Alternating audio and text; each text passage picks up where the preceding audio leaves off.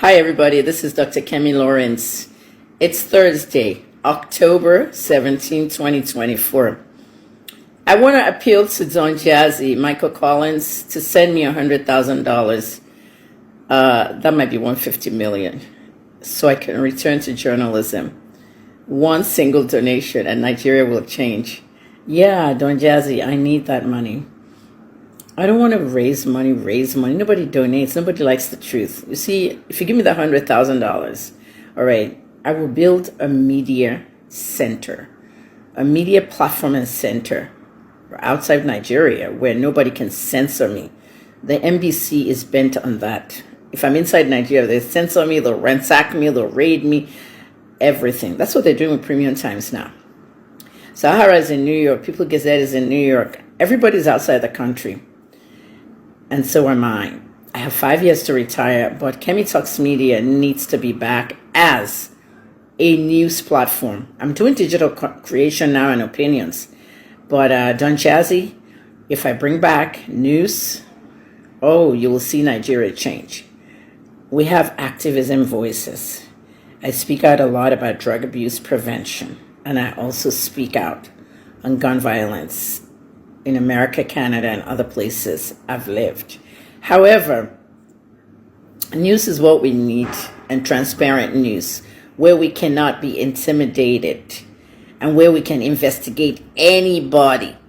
It is very imperative. As you can see now, the news is consumed with a cross-dresser and 2 lawyers, father and son. However, we have a Senate investigative committee who actually invited an activist to come and testify, and nobody else showed up. We have parastatals like the NAFDAC, EFCC, almost every parastatal riddled with corruption that we need to report. Not everybody can report those things. Mr. Don Jazzy, another reason why you need to support me is because there's something in the news in Nigeria that most people don't even know. The mainstream media is owned by the politicians and businessmen. In America, Canada, and most countries, the media ownership cannot mix with politics.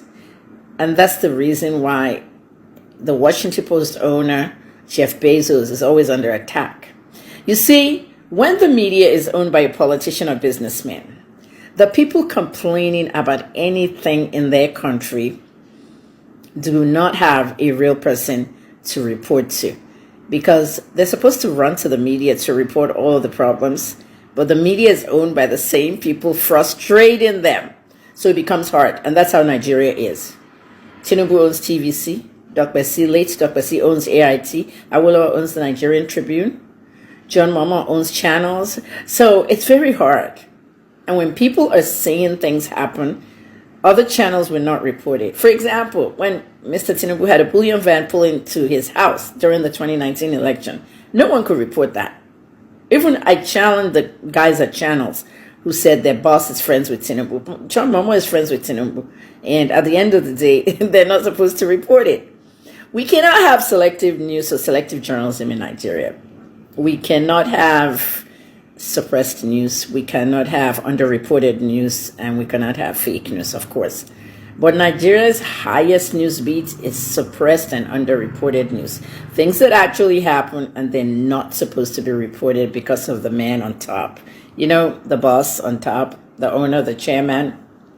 So if we want to bring real news back to Nigeria, okay, without censorship, I'm over here, Mr. Don Jazzy.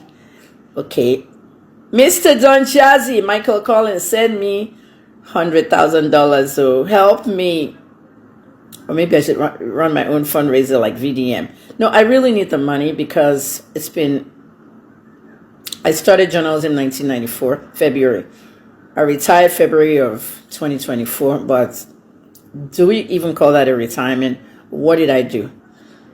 Throughout that February until now, October, I've pretty much been giving opinions on news topics, and I had to come back for the Mohbad case till May or June when I closed that case finally, because of the toxicology and the autopsy coming out.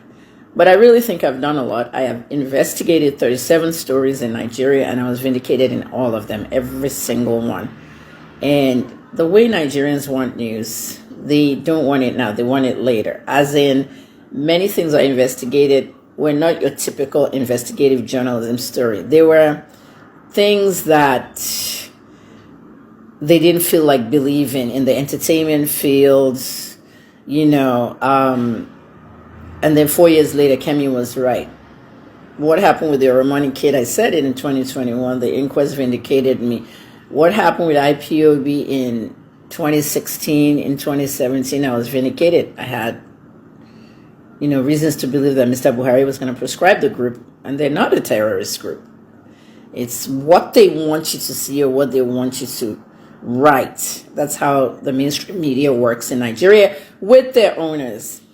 I told people that Danielson Igwe had an issue with Mark Angel, but I was abused during the pandemic. 4 years later, Danielson did an interview and I was vindicated.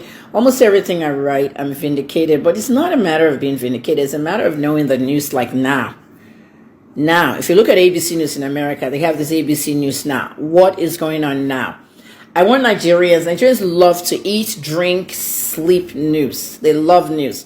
I want Nigerians to know what's going on now. I want to be able to ask a Nigerian what's going on right now. And they'll tell me the top 3 stories in Nigeria. So, Mr. Don Jazzy, Michael Collins, join us at Kemi Talks on Facebook. Kemi Talks on Facebook. That's my headquarters there. I'm also on Twitter, Instagram, and everything. But think about it, Michael. I need $100,000 to start a new platform. And I would love to bring my old platform back, HNN Africa. Thank you.